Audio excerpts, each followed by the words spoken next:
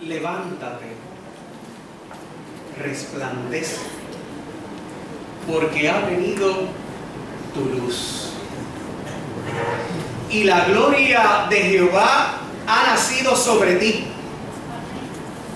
Porque aquí que tinieblas cubrirán la tierra y oscuridad las naciones, mas sobre ti, mira la persona que tienes a tu lado, mas sobre ti, aleluya, bendito es el nombre del Señor, amanecerá Jehová, y sobre ti será vista su gloria, y andarán las naciones a tu luz y los reyes al resplandor de tu nacimiento.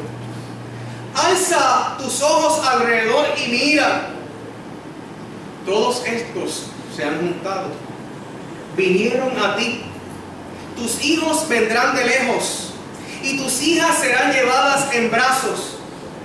Entonces verás y resplandecerás, se maravillará y ensanchará tu corazón, porque se haya vuelto a ti la multitud del mar y las riquezas de las naciones hayan venido a ti.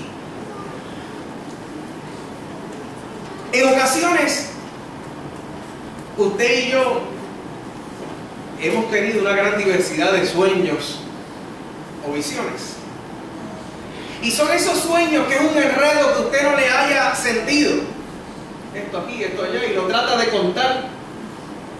Yo digo, Luli, tengo que contarte este sueño, pero fue por aquí, pero después este que era este se convirtió en este, y este que era esta persona se convirtió en esta, y esto fue, y estaban este, estaban los otros, pero de aquella iglesia estaban aquí, de allá estaban acá, y estaban, y uno dice, ¿qué revolú es? ¿Qué revolú? Pero no toma sentido. Y a veces las visiones, los sueños que Dios nos da, en ocasiones al momento no toman sentido. No lo logramos comprender. ¿Qué Dios me quiere decir? ¿Qué quiere decir a mi vida? ¿Qué quiere decir a la iglesia? ¿Cómo puedo comprender esto? Y mientras hacía el mensaje venía a mi mente una experiencia que tuvo nuestro hermano Isidro Vargas. Nuestro hermano Isidro Vargas. Isidro en algún momento, parado allí en la puerta, se acercó a nuestra hermana Adelaida. Nuestra hermana Adelaida, y le dice, pastor, venga acá, me llama, pastor, venga acá, como testigo. O yo no sé si él se creía que yo era como Daniel o como José, que interpretaba sueños o algo así. Entonces me llama, venga acá, porque hay gente que se cree que todos los pastores interpretan sueños, ¿verdad? Entonces me llama, venga acá, y yo me acerco. Pastor, es que le tengo que decir algo. Usted sabe que Isidro es una persona muy pintoresca, y comienza a hacer los cuentos y levantar sus brazos y dice, es que yo vi esta dama. Sí, Isidro, esta dama. Yo vi esta dama frente a una casa verde, y al lado de... Bueno, Adelaida estaba soltera en aquel momento. Y frente a esa casa verde estabas tú, estaba esta dama. Y al lado de ella estaba el ser querido. Estaba un hombre. Es que el ser querido por Lenian porque fue maestro de Lenian. Tú hiciste interno. Bueno, estaba un hombre al lado de ella. Pero al otro lado, vi que había muchos peces. Pastor, ¿qué usted cree decir yo? ¿Lo mismo que tú crees? Nada. Yo tenía unos monitos con unos platos en la mente mientras él me decía eso, porque yo no entendía nada. Y en ese momento eso es lo que digo, Dios, por lo menos dime algo para que no quede como un dummy aquí, diga algo, ¿verdad? Y me vean un poco espiritual. Pero entonces en ese momento, eso mismo, no pasó nada, lo digo y bueno, chévere. Pero ¿qué sucedió? Un domingo de resurrección. Fue abierto los cielos y abierto nuestros ojos y nuestro entendimiento. Y de momento, por arte del Espíritu, no de magia, entró Adelaida a la iglesia. No Adelaida a la iglesia, pero Adelaida entró acompañada. De quien es pastor nuestro en la iglesia de Coamo. Y entró acompañada de Quique, por decirlo. Y me dice, pastor, hoy es el día donde queremos anunciar a la iglesia anunciar a la iglesia nuestro compromiso y lo que se avecina. Entonces, en ese momento, ellos pasaron al altar. Está él al lado de ella. Pero ese día, domingo de resurrección, se levantaba la ofrenda donde cada uno de los miembros de la iglesia, donde cada uno de los hermanos ofrendaba con unos pececitos. Y había una red en el altar llena de peces. Isidro hizo el detalle así. Ahí está. Usted no pudo, pastor, pero ahí está. Tomó sentido. Se casó con los pastores allí en Coamo. Porque hay momentos donde las cosas, miren, no toman sentido. Pero hay momentos donde viene la luz y todo toma sentido. Cuando el profeta Isaías pronunció estas palabras, se las pronuncia a un pueblo que estaba sumergido en la tristeza. Estaba triste. Un pueblo, miren, que había perdido toda esperanza. ¿Usted conoce a alguien así? Triste, sumergido, había perdido toda la esperanza. Y era el pueblo, hermanos y hermanas, ese pueblo que había sido disperso por la mano enemiga y vivían ahora en tierras lejanas. Un pueblo que anhelaba y anhelaba su restauración, pero lo veían como algo imposible. Nada es imposible para Dios, pero lo veían como algo imposible. Preguntas como estas pues surgían en sus corazones. ¿Quién nos sacará del cautiverio? ¿Quién nos va a sacar de esto? ¿Cuándo podremos reconstruir nuestro templo, nuestros muros, nuestra tierra? Recuerden que habían destrozado todo. ¿Cuándo volveremos a ver nuestras familias perdidas, dispersas? Y esas preguntas eran reales para los que quedaron en Jerusalén y también para todos aquellos que fueron llevados a Babilonia y a otras tierras. Preguntas legítimas para todos aquellos que no hallaban respuesta en la realidad que vivían.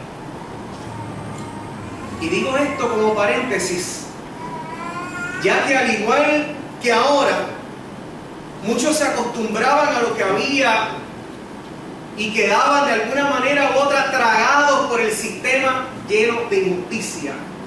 En palabras sencillas, no les interesaba salir de la situación en la que se encontraban. Estaban muy quietos, muy tranquilos en Babilonia. Allí habían hecho su vida, aunque no era la palabra final de Dios para sus vidas. De todos modos, habían hecho su vida. Presento estos cuadros de vida porque cada uno, desde sus vivencias, experiencias, tendrá una interpretación de lo que está aconteciendo o de lo que va a acontecer. Posiblemente, me explico, posiblemente los que quedaron en Jerusalén tenían una interpretación al estar en la tierra, pero verla destruida. Los que se quedaron allí, ver la tierra destruida, sin muros, sin templo, sin sus nobles y con mucha necesidad. Tendrían una interpretación de lo que estaba sucediendo y de Dios también. Los que estaban en Babilonia tendrían otra interpretación. Algunos destruidos al ver cómo sus hijos se habían olvidado del Dios de Israel y las tradiciones que los distinguían como pueblo. Compartía en estos días con un matrimonio en Estados Unidos y decía: aquí en la casa hablamos español. No, aquí pueden venir, aquí tienen que hablar español. No, pueden hablar inglés, pero aquí se habla español. Es bueno que hablen, pero aquí se habla la tradición, nuestra lengua. Por lo menos esa es nuestra lengua, a menos que usted afirme otra cosa, ¿verdad? Pero ellos afirmaban, ¿verdad? Aquí se habla español. Que conocieran el otro lenguaje, ¿verdad? Es importante.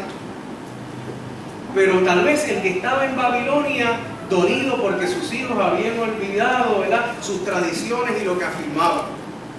Mientras otros en Babilonia, allí mismo, se amoldaron al cautiverio. Habían realizado sus vidas allí. El sistema opresor se los había tragado y no había razón por qué salir. Entonces la visión de Isaías, para algunos, no podría estar tan clara. Y para aquellos que la comprendían, estaba la pregunta: ¿cómo sucederá? ¿Cómo va a suceder todo esto? Lo que quiero decir es que para muchos no tenía sentido y a algunos ni les interesaba todo esto.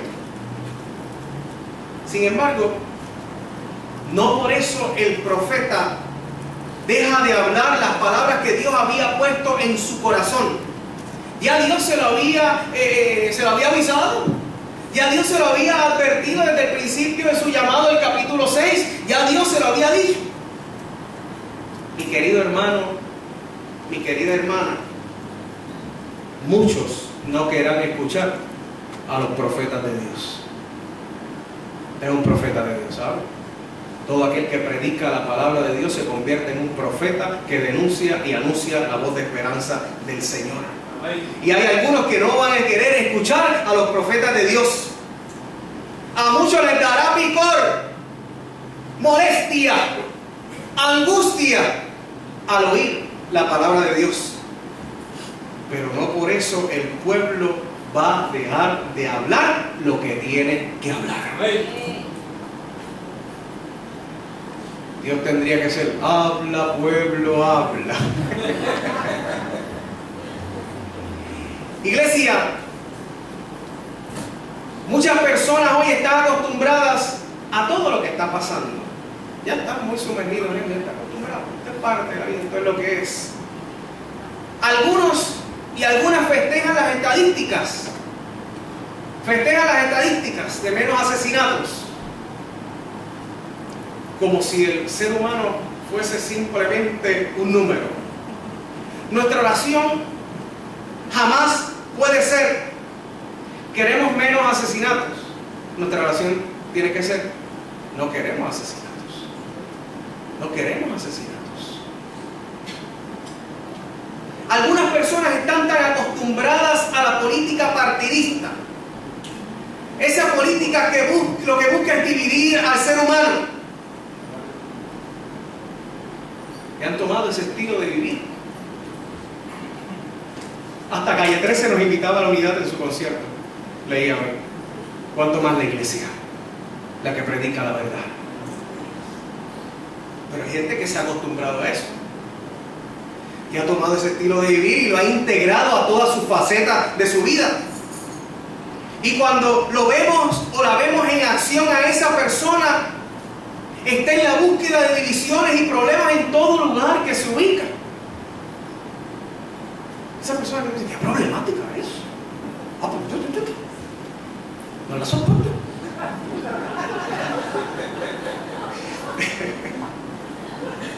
Buscando problemas. Miren, eso es sencillo. Es porque el sistema tétrico en el cual vivimos se los ha tragado. Se los ha tragado. Y la iglesia no puede permitir que el sistema de este mundo se los trague. No podemos permitir que nos trague.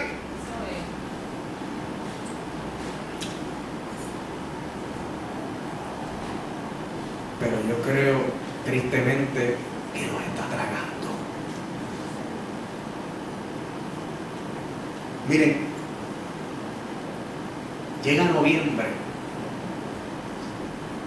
y con ellos los aires del Polo Norte.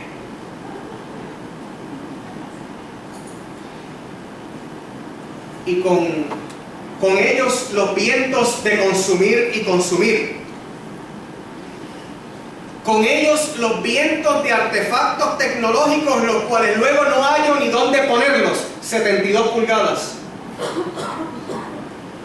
Los vientos de gastar lo que no tengo. Los vientos de gastar el bono antes de tenerlo. Los vientos de que mis chiquitos o chiquitas obtengan regalos los cuales yo nunca logré tenerlos. Y son esas hojas que trae el viento. Cookie, ¿me contratas? Son esas hojas que trae el viento, las cuales quedan luego en una esquina sin ningún sentido, sin provecho. Muchos hemos sido parte de esto. La verdad es que los aires de este tiempo para la iglesia deben salir del pesebre. Deben salir del pesebre. Lo que pasa es que esos no huelen a pino. Esa no es la fragancia. En esos posiblemente no encuentro una mesita con galletitas. El vasito de leche para ese hombre que no tiene cuidado de su salud y no deja de comer. Lo que pasa es que en esa estampa no hallamos varias cajas inmensas que arropen a nuestros hijos. En esa brisa de Adviento que nos azota fuerte, que es la del pesebre, hallamos desprecio, hallamos humildad, hallamos justicia divina, hallamos reverencia, hallamos la verdadera Navidad, que es el nacimiento de nuestro Señor y Salvador Jesús. Amén. Iglesia, no me puedo separar. Tristemente no me puedo separar. Mientras hago el mensaje y hacía el mensaje, no decía, no, es que yo estoy inmerso, he sido cautivo de esto. Me ha tragado el sistema y no me doy cuenta. He pecado. He pecado contra quién, contra ti, pero contra mis hijos, contra mi familia, contra todos, porque es algo que va penetrando, algo que va absorbiendo, y las generaciones que me siguen van a ¿qué? A continuar imitando. En muchas ocasiones soy parte protagonista de todo esto, de este desenfoque, pero hay que hacer algo. Para eso está la iglesia, hay que hacer algo. Por lo menos a eso nos llama la palabra.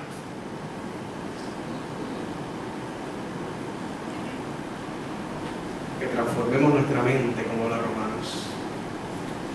Hermano y hermana, todo esto comienza en nosotros. La iglesia. ¿Dónde está la iglesia? Amén. Es cuando en nosotros haya sentido la palabra, que entonces en los demás toma sentido también. De lo contrario es algo abstracto que no logro comprender qué es lo que hay, qué es lo que está pasando.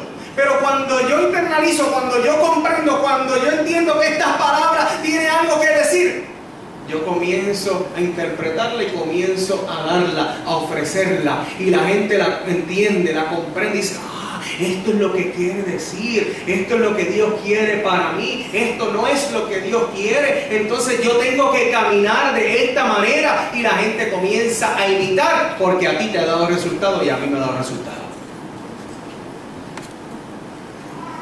Por eso toma sentido cuando dice la palabra levántate. Recuerda que en aquel momento la gente, espérate, esta palabra es para nosotros, pero estamos en cautiverio, estamos en esta situación, pero el Señor te dice: levántate y resplandece. Levántate y resplandece, no importa, aunque no tome sentido esta palabra que te estoy dando, levántate y resplandece. Aunque tu hogar esté un desastre, levántate y resplandece. Aunque todavía no haya llegado el trabajo que estás pidiendo, levántate y resplandece. Aunque te hayan dado un diagnóstico contrario, levántate y resplandece. La palabra comienza a tomar sentido porque entiendo al Dios de lo imposible, al Dios que cambia todo. Gloria a Dios. Es una orden, un imperativo. Levántate y resplandece, porque ha venido tu luz y la gloria de Jehová ha nacido sobre ti. En aquel momento el pueblo escuchaba al profeta, no tenía claro lo que decía. Nosotros, la iglesia del Señor, estamos claros que somos capaces de levantarnos y resplandecer, porque el verbo, la acción, la luz verdadera se hizo carne, se despojó a sí mismo tomando forma de siervo, hecho semejante a los hombres. Es Jesús, Emmanuel, Dios con nosotros, quien nos da la fortaleza. Quien nos da la fortaleza, pero no solamente la fortaleza, sino la autoridad para levantarnos y resplandecer. Usted se puede levantar, pero no necesariamente resplandecer. La idea es que se levante y resplandezca. Es esa luz. Y termino con esto, para que se vaya a comer temprano.